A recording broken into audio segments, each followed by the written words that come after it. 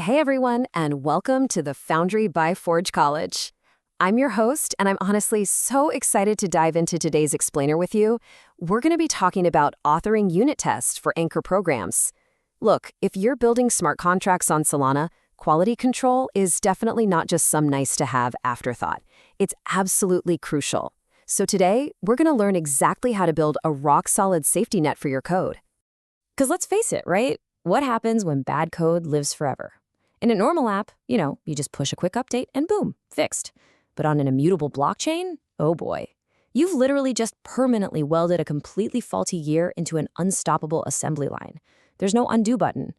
And that terrifying reality is exactly why Anchor unit tests are your ultimate safety net. They make absolutely sure your individual gears are working flawlessly long before they get the chance to wreck the factory floor.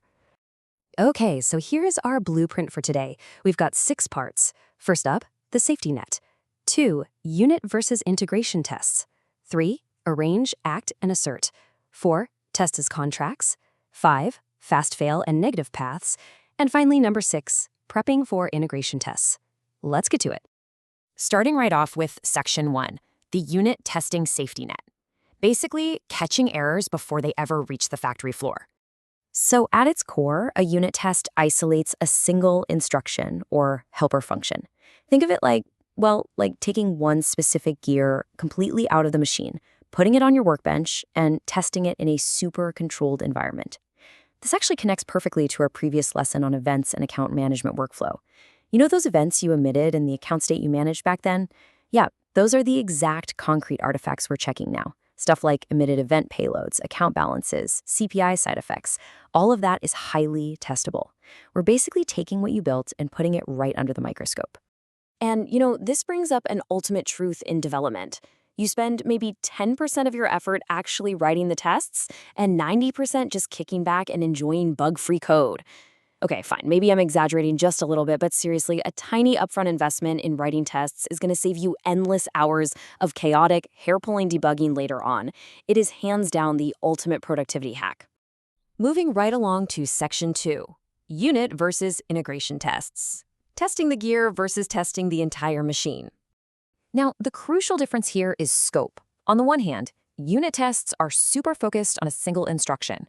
They run locally on your solana-test-validator, they're lightning fast, and they're purely there for checking logic. On the other hand, integration tests involve multiple programs. They run on a shared test net, and yeah, they are much slower. So think of unit tests as your immediate, rigorous logic check. All right, section 3, arrange, act, and assert. This is the core mechanical workflow. Let's break down the core workflow of actually writing these tests using TypeScript, Mocha, and Chai. This pattern breaks down into 3 very distinct phases. First up, you arrange. This is where you set up the environment, derive your PDAs, and fund the pair accounts. Then, step 2, you act. You literally submit the transaction that executes your target instruction. And finally, step 3, you assert. You read that resulting state data, and you verify that the numeric values or event logs match your exact expectations.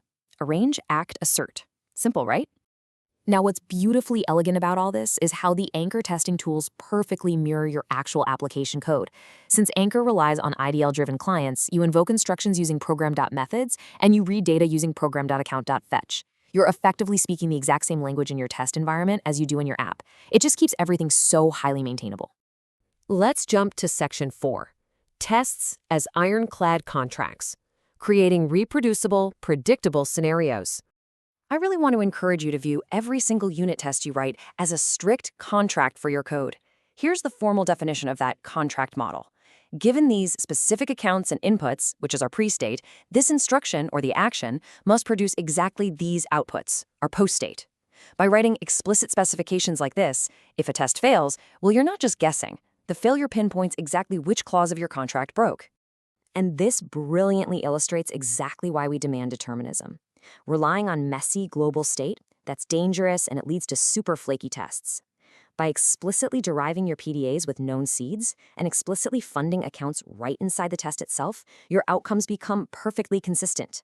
Honestly, whether you run it on your laptop or a CI server, deterministic setups guarantee a reliable, reproducible truth every single time. Which brings us to section 5, fast fail and negative paths, or as I like to call it, breaking the machine on purpose. Up until now, we've really just talked about proving the machine works when everything goes right. But now, we're going to talk about breaking the machine entirely on purpose. When you're designing assertions, you want them to reveal root causes quickly. Think of the fast-fail analogy, right? Before you try to start a car engine, you should probably check if you even have the keys in your pocket. In your code, you should assert critical invariants first, things like the account owner or discriminator. Only after those pass should you check the specific field contents. Don't leave yourself guessing why a field is missing when the real issue is you just fetched the wrong account. I really want you to burn this quote into your memory. Capturing negative paths is just as important as positive paths. Seriously, across all the learning programs we champion at Forge College, we heavily stress that testing expected failures, things like missing signers or insufficient funds, those should absolutely be treated as first-class test cases. So when you purposely feed broken inputs into your program, like a missing signer or some invalid data, you should assert that Anchor returns the exact specific error code you expect. By doing this, you're codifying your preconditions and basically creating a brick wall of defense against future regressions. You're proving that your program knows exactly how to say no. Almost at the finish line. Section 6, Prepping for Integration Tests.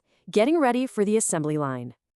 We've spent this explainer rigorously isolating and testing our individual gears. But now, we gotta ensure these foundations actually prepare us for testing the whole factory.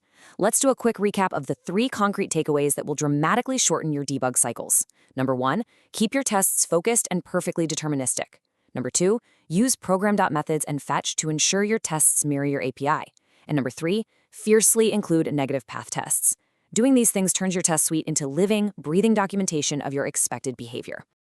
Once these unit tests are rock solid, you're perfectly set up for our next lesson, integration testing with the local validator. And the beauty of this is, we're going to reuse these exact same patterns to exercise complex, multi-instruction workflows against a running solana-test-validator. Absolutely nothing is wasted, it all just scales right up. So I'll leave you with this final kind of provocative thought. Are your individual gears robust enough to power the whole machine? Take a really hard look at your tests and ask yourself that question. There's just so much more to explore in the Web3 space, so please head over to forge.college to continue your learning and discover more of our programs. Thank you so much for joining me on this explainer, and hey, happy testing!